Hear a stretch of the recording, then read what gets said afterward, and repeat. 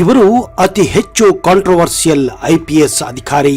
ತಮ್ಮ 24 ವರ್ಷ ಸರ್ವಿಸ್ನಲ್ಲಿ ಸುಮಾರು 50ಕ್ಕೂ ಹೆಚ್ಚು ಬಾರಿ ಟ್ರಾನ್ಸ್ಫರ್ ಆಗಿದ್ದಾರೆ. ಅಂದರೆ ಪ್ರತಿ ವರ್ಷಕ್ಕೆ 2 ಬಾರಿ ಎತ್ತಂಗಡಿ.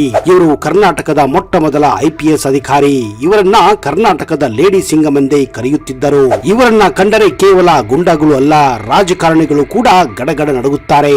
ಆದರೆ ಇವರು ಹೆಚ್ಚಾಗಿ ಕುಖ್ಯಾತಿಯಾಗಿದ್ದು ಐಎಎಸ್ ಅಧಿಕಾರಿ ರೋಹಿಣಿ ಸಿಂಧೂರಿ ಕರ್ಮಕಾಂಡದಲ್ಲಿ. ಹೌದು, ಅವರೇ ರೆಬಲ್ ಐಪಿಎಸ್ ಅಧಿಕಾರಿ ಡಿ ರೂಪಾ. ಡಿ ರೂಪಾ ಹೆಸರಿಗೆ ತಕ್ಕ ಹಾಗೆ ರೂಪವಂತೆ.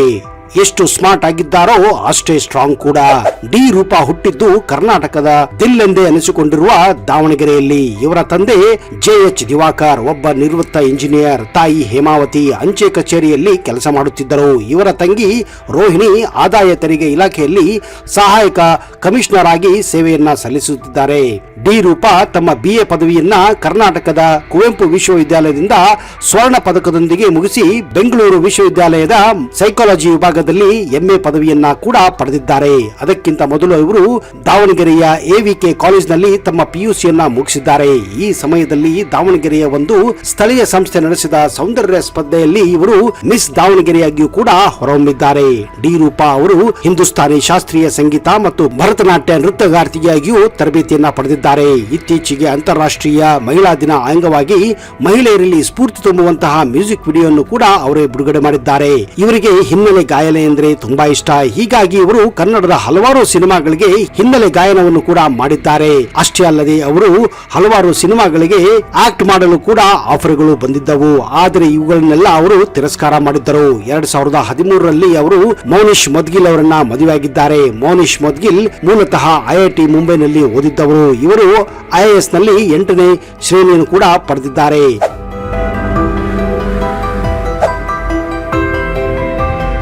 ಪ್ರಸ್ತುತ IAS ಅಧಿಕಾರಿಯಾಗಿ ಮೌನಿಶ್ ಕರ್ನಾಟಕದಲ್ಲಿಯೇ ಕಾರ್ಯವನ್ನ ನಿರ್ವಹಿಸುತ್ತಿದ್ದಾರೆ. ಅವರಿಗೆ ಅನಘಾ ಹಾಗೂ ರೋಶಿಲ್ ಅನ್ನುವ ಇಬ್ಬರು ಮಕ್ಕಳಿದ್ದಾರೆ.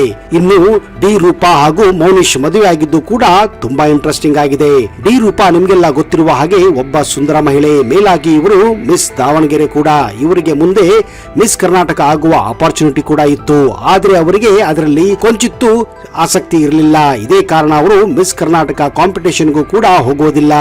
ಅವರ ಆಸಕ್ತಿ ಏನೇ ಇದ್ರೂ IAS ಅಧಿಕಾರಿಯಾಗಬೇಕು ಅಥವಾ IPS ಅಧಿಕಾರಿಯಾಗಬೇಕೆಂದು ಮತ್ತು ದೇಶ ಸೇವೆಯನ್ನ ಮಾಡಬೇಕೆಂದು.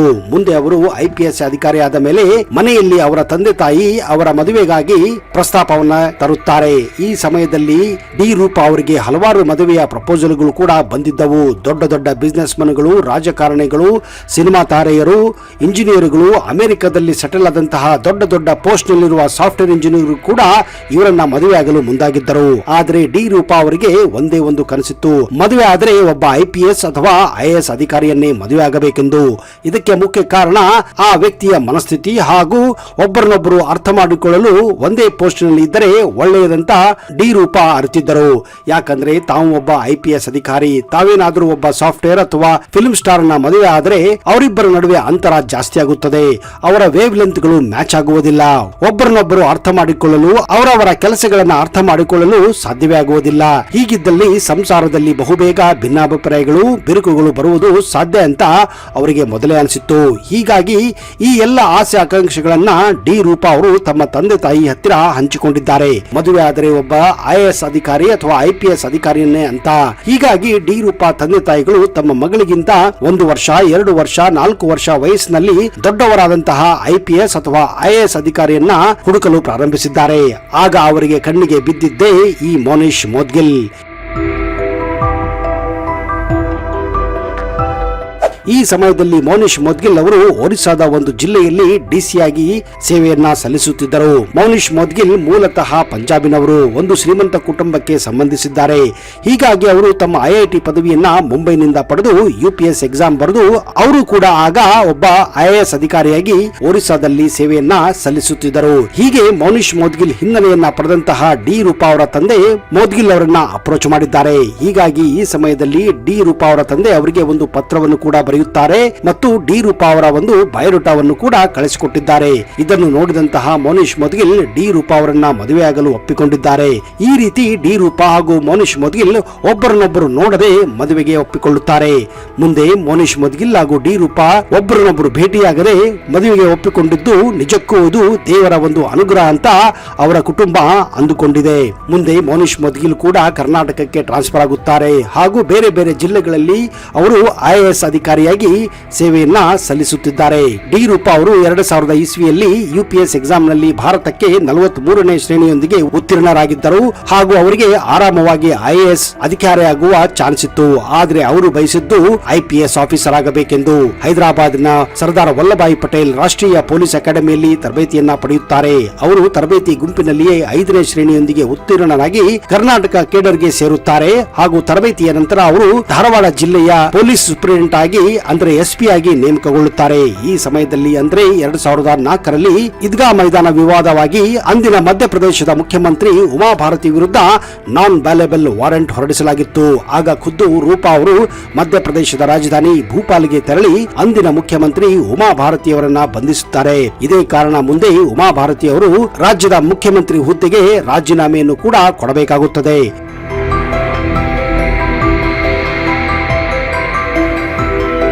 ಧಾರವಾಡದ ನಂತರ ಅವರು ಗದಗ್, ಬೀದರ್, ಯಾದಗಿರಿ ಹಾಗೂ ಇನ್ನು ಹಲವಾರು ಉತ್ತರ ಕರ್ನಾಟಕದ ಜಿಲ್ಲೆಗಳಲ್ಲಿ ಸೂಪರಿಂಟೆಂಡೆಂಟ್ ಆಫ್ ಪೊಲೀಸ್ ಆಗಿ ಕೆಲಸವನ್ನ ಮಾಡಿದ್ದಾರೆ. ಈ ಮೂಲಕ ರೂಪಾ ಮೋದ್ಗಿಲ್ ಒಬ್ಬ ದಕ್ಷ ಅಧಿಕಾರಿ ಅಂತ ಸಾಬೀತುಪಡಿಸಿದ್ದರು. 2008ರಲ್ಲಿ ಮಾಜಿ ಸಚಿವರಾದ ಯಾವಗಲ್ ಅವರನ್ನ ಬಂಧಿಸುತ್ತಾರೆ. ಇದೇ ಕೇಸ್ ವಿಚಾರವಾಗಿ ಅವರ ಜೊತೆ ಸಹೋದ್ಯೋಗಿಯಾಗಿದ್ದ DSP ಮಸೂತಿ ಅವರನ್ನ ಯಾವಗಲ್ ಅವರಿಗೆ ರಕ್ಷಣೆ ನೀಡಿದ್ದಾರೆಂಬ ಕಾರಣಕ್ಕಾಗಿ ಅಮಾನತು ಕೂಡ ಗಳಿಸಿದ್ದರು. 2013ರಲ್ಲಿ ಸೈಬರ್ ಕ್ರೈಮ್ ಪೊಲೀಸ್ ವಿಭಾಗದಲ್ಲಿ ಸೇವೆ ಸಲ್ಲಿಸಿದ್ರಿಂದ ಈ ಕ್ಷೇತ್ರದಲ್ಲಿ ಕೆಲಸ ಮಾಡಿದ ಭಾರತದ ಪ್ರಥಮ ಮಹಿಳಾ ಪೊಲೀಸ್ ಅಧಿಕಾರಿ ಎನ್ನಿಸಿಕೊಂಡಿದ್ದರು. ಬೆಂಗಳೂರಿನಲ್ಲಿ ಸಿಟಿ ಆರ್ಮ್ಡ್ ರಿಸರ್ವ್ ವಿಭಾಗದ DSP ಆದಾಗ 81 ರಾಜಕೀಯ ವ್ಯಕ್ತಿಗಳ 216 ಮಂದಿ ಅನಧಿಕೃತ ಬಂದೂಕುದಾರಿ ಗನ್ಮನ್ಗಳನ್ನ ಹಿಂದೆ ಪಡೆದಿದ್ದರು. ಅಷ್ಟು ಮಾತ್ರವಲ್ಲದೆ ಕರ್ನಾಟಕದ ಮಾಜಿ ಮುಖ್ಯಮಂತ್ರಿ ಬಳಿ ಇದ್ದ ಅನಧಿಕೃತ 8 SUVಗಳನ್ನ ವಿಭಾಗಕ್ಕೆ ಹಿಂತೆಗೆದುಕೊಂಡಿದ್ದರು. 2017ರ ಜುಲೈ ಕಾರಾಗೃಹ ಇಲಾಖೆಯ ಮಹಾನಿರ್ದೇಶಕರಾಗಿ ಅವರು ನೇಮಕಗೊಳ್ಳುತ್ತಾರೆ. AIADMK ಕಾರ್ಯದರ್ಶಿ VK ಶಶಿಕಲಾ ಅವರು ಪರಪ್ಪನ ಅಗ್ರಹಾರದಲ್ಲಿ ವಿಶೇಷ ಸವಲತ್ತುಗಳನ್ನು ಹೊಂದಿರುತ್ತಾರೆ ಎಂಬ ಮಾಹಿತಿಯನ್ನ ಡಿ ರೂಪಾ ಅವರು ಮೊಟ್ಟ ಮೊದಲ ಬಾರಿಗೆ ಬಯಲಿಗೆ ಎಳೆದಿದ್ದರು.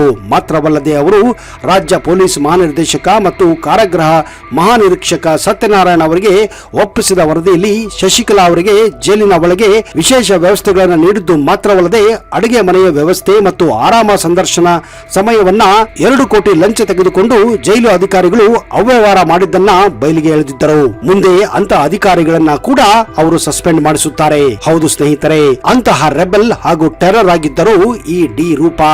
ಇದೇ ಕಾರಣ ಇವರನ್ನ ನೋಡಿದರೆ ಕೆಲವು ಗುಂಡಾಗಳು ಅಲ್ಲದೆ ರಾಜಕಾರಣಿಗಳು ಈಗಲೂ ಕೂಡ ನಡುಗುತ್ತಾರೆ ಅಂದ್ರೆ ತಪ್ಪಾಗಲಾರದು. ಹೀಗಾಗಿ ಹಲವಾರು ಮಂತ್ರಿಗಳಿಗೆ MLAಗಳಿಗೆ ಇವರು ಸಿಂಹ ಸ್ವಪ್ನವಾಗಿದ್ದಾರೆ. 2013ರಲ್ಲಿ ಭಾರತದ ಮೊಟ್ಟ ಮೊದಲ ಸೈಬರ್ ಕ್ರೈಮ್ ಘಟಕದ ಮುಖ್ಯಸ್ಥೆಯಾಗಿ ಭಾರತದ ಮೊಟ್ಟ ಮೊದಲ ಮಹಿಳಾ ಅಧಿಕಾರಿ ಎಂದು ಹೆಗ್ಗಳಿಕೆಯನ್ನು ಕೂಡ ಇವರು ಪಡೆದಿದ್ದಾರೆ. ಡಿ ರೂಪಾ ಅವರು 2016 ಮತ್ತು 2017ರಲ್ಲಿ 2 ಬಾರಿ ರಾಷ್ಟ್ರಪತಿ ಪೊಲೀಸ್ ಪದಕವನ್ನು ಕೂಡ ಪಡೆದಂತಹ ಕೇವಲ ಏಕೈಕ ಮಹಿಳಾ ಅಧಿಕಾರಿಯಾಗಿದ್ದಾರೆ. ಹೌದು ಸ್ನೇಹಿತರೆ, ಡಿ ರೂಪಾ ಮೋದ್ಗಿಲ್ ಈಗಲೂ ಕೂಡ ಕರ್ನಾಟಕದ ಒಬ್ಬ ಲೇಡಿ ಸಿಂಗಂ ಎಂದರೆ ತಪ್ಪಾಗಲಾರದು. ಇವರ ಬಗ್ಗೆ ನಿಮ್ಮ ಅನಿಸಿಕೆಗಳನ್ನ ದಯವಿಟ್ಟು ಕಮೆಂಟ್ ಬಾಕ್ಸ್ ಅಲ್ಲಿ ಹಾಕಿ ಹಾಗೂ ಇವರ ಬಗ್ಗೆ ಇನ್ನಷ್ಟು ಮಾಹಿತಿಯನ್ನ ಮುಂದಿನ ಸಂಚಿಕೆಯಲ್ಲಿ ಕೊಡುತ್ತೇನೆ. ಅಲ್ಲಿಯವರೆಗೆ ಜೈ ಹಿಂದ್, ಜೈ ಕರ್ನಾಟಕ ಅಂಡ್ ಟೇಕ್ ಕೇರ್.